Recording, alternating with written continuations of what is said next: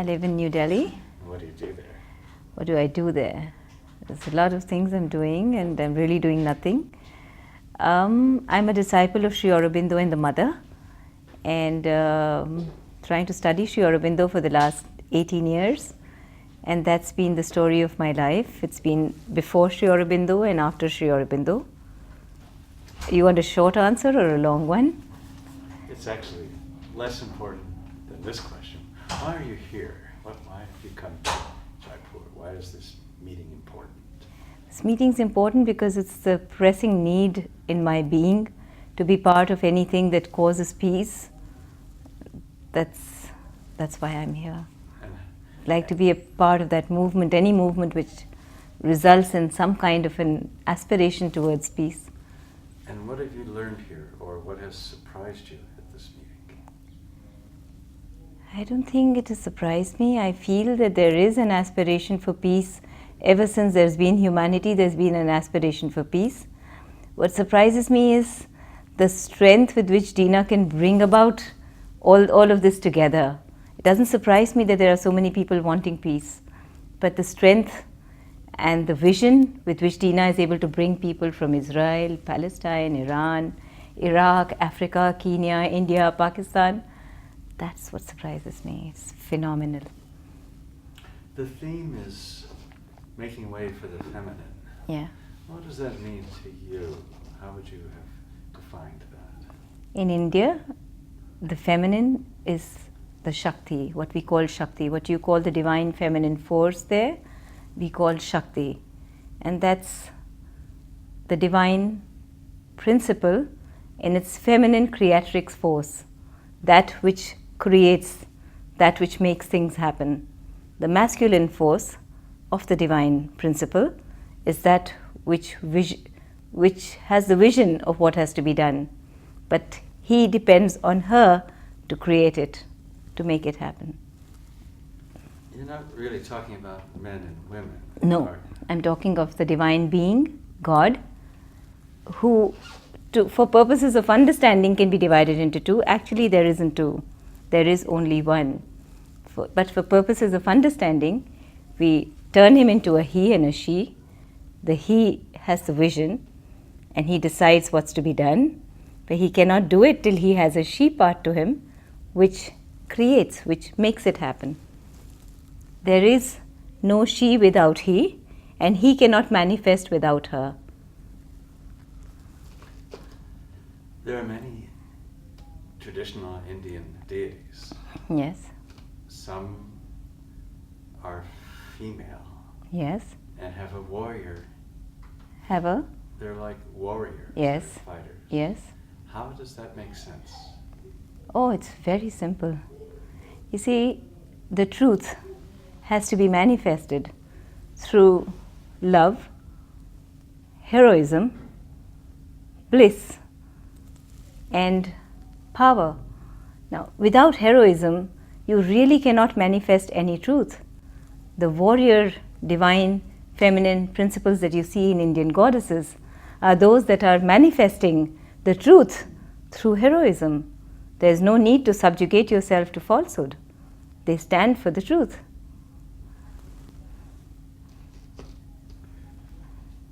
If women, how would the world be a different place if the feminine phenomena was more dominant? What would change? What needs to most change in the world, that you think? There has to be a balance always. If it's a very patriarchal society, and the feminine portion of every human being, even a man, every man has the female principle in him, but it's latent within him. And it needs to be balanced within, whether it's a man or it's a woman. Even in a woman, if she's too, because feminine is understood as something that's very latent, quiet, subjugated, but that's not the feminine. It's the sweeter, softer, more harmonious portion of every being. And that needs to be balanced in every male and in every female. It doesn't have, the society doesn't have to be ruled over by feminine leaders. I don't think that's going to be the answer. It's a balance. It's a very quiet, beautiful balance. There's a session this morning about the environment Yes. and nature. How does that play into this equation, this balance? Nature's being hurt so badly, it's not the right word, but nature is being really hurt because of the imbalance in the human being. Because us humans have lost our inner balance, because we are no longer tuned to our inner being. We are basically divine. We all human beings are born of the divine principle. The divine himself has extended himself according to the Hindu philosophy. He is not an artist who was created and his creation is separate from him. According to the Hindu tradition, he has gone into tapasya, which means a kind of ascesis, and in that he has expanded himself, and in his expansion he has become the creation. So in principle, in essence, we are the divine principle ourselves, but what we are manifesting is not that yet, and yet the process of evolution continues. So we started as a rock, inanimate, and if life were not present within the rock, the rock would not have turned into plant. Plant has life. If mind were not present in the plant would not have turned into a smaller animal and then larger animals, and the ape would not have turned into man. If the principle of the mind, the higher mind, were not present in the ape. We are just a transitional being, and these are the words of Sri Aurobindo. Man is a transitional being, he is not final. The divine principle rests within us, and we are bound to manifest it sooner or later. That's my question. What comes next? Those who are going to collaborate with Shakti, with the supramental force, with the evolutionary force which is anyway working within us, but those who will collaborate consciously with it are going to evolve into beings of light, love, power and bliss. Luminous beings. That's the purpose of evolution, that's the purpose of creation. Did you say humanless beings? Luminous. Luminous. Beings of light. We will not be so dense as we are. But I think it also is human-less. No bodies, light, yes? Yeah, we might call ourselves human, but again in the Indian philosophy, human is called nar. Nar, nar. And a lot of our saints used to say, Om Nar Bhava, means first become human and then think of becoming divine. At present, a lot of our humanity has turned into animals, but that's just a movement towards evolution. We are moving. What does it mean to become divine? What does divine mean? Can you define divine? That's a beautiful question. It needs a very, very deep answer. Sri Aurobindo has explained the divine being in his philosophy, but that's a huge, long, beautiful answer.